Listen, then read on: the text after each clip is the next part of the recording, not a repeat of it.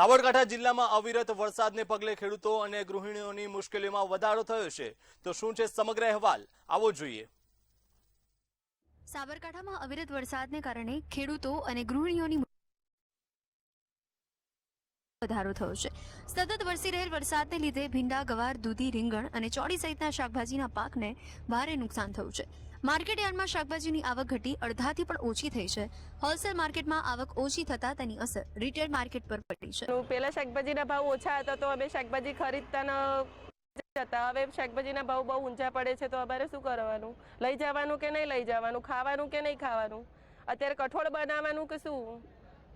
હવે અમારે શાકભાજીનો છે તો અમારે સીધું અસર પોકેટ મની ઉપર પડે।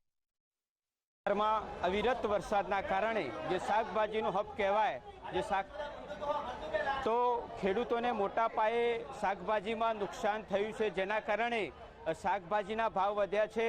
પરંતુ ખેડૂતોને જે મોટું નુકસાન થયું છે એ ખેડૂતો સામે સરકાર જોવે એવી સૌ ખેડૂતોની માંગ છે। આજુબાજુ ગુજરાતભરની અંદર અવિરત વરસાદ થયો।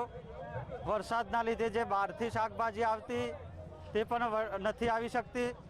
સાથે સાથે જે ખેડૂતો છે એમને પણ નુકસાન થયું છે અને શાકભાજીની આવક ઓછી થતાં શાકભાજીના ભાવ ઉચકાયા છે। વરસાદના કારણે માલ ઓછી આવકના કારણે ભાવ ઊંચા હોય છે શાકભાજીના। પછી શિયાળામાં સસ્તું જાય છે, પણ અત્યારે ચોમાસાના 2-3 મહિના એવા હોય છે કે શાકભાજીના ભાવ બહુ ઊંચા હોય છે। ખેતરમાં શરૂ થયેલ મજૂરીની વચ્ચે પોષણક્ષમ પાકનો ઉતારો ન મળતા ખેડૂતો ચિંતિત બન્યા છે। વેપારીઓનું કહેવું છે કે વરસાદી માહોલના લીધે માર્કેટ યાર્ડમાં શાકભાજીની આવકમાં મોટો ઘટાડો થયો છે। બજારમાં ભારે અછત વર્તાઈ રહી છે। શાકભાજીના ભાવો આસમાને પહોંચતા સામાન્ય પરિવાર અને ગૃહિણીનું ઘરનું બજેટ સંપૂર્ણપણે ખોરવાઈ ગયું।